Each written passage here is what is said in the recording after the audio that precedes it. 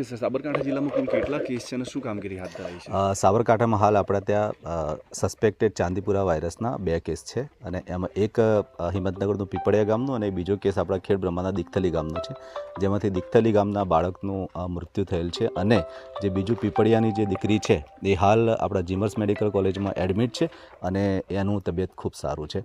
આ દરેકે દરેક બાળકના સેમ્પલ લેવામાં આવ્યા છે અને સેમ્પલ આપણે વાયરોલોજી લેબોરેટરી NIV પુણેમાં મોકલી આપેલ છે અને આ સેમ્પલનું રિઝલ્ટ 4-5 દિવસમાં આવી જશે આપણા જોડે. જનરલી એવું કહેવાય છે કોઈ બાળકનું રિઝલ્ટ આવ્યું છે અને 30% જેટલું ચાંદીપુરમ બતાવી રહ્યું છે. ના, એવું ન હોય. આમાં જો હોય તો 100% જ હોય, 30% અને 40% આમાં નથી હોતું.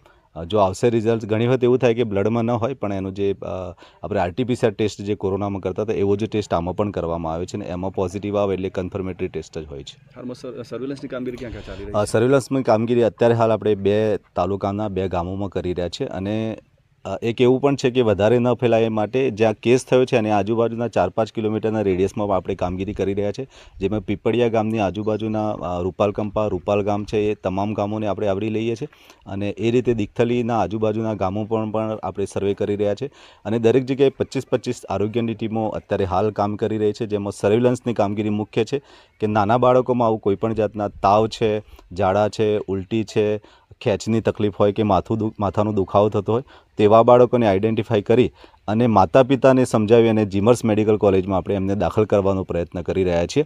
આ સાથે સાથે મચ્છર વિરોધી પ્રવૃત્તિઓ પણ કરવામાં આવે છે અને જેનાથી ફેલાય છે સેન્ડફ્લાય કરીને જે માખી આવે છે એ જનરલી કાચા મકાનોના તિરાડોમાં, હોલમાં અને એ બધામાં રહેતી હોય છે અને જ્યાં ભંગાર પડેલો હોય એવી જગ્યાએ પણ રહેતી હોય છે.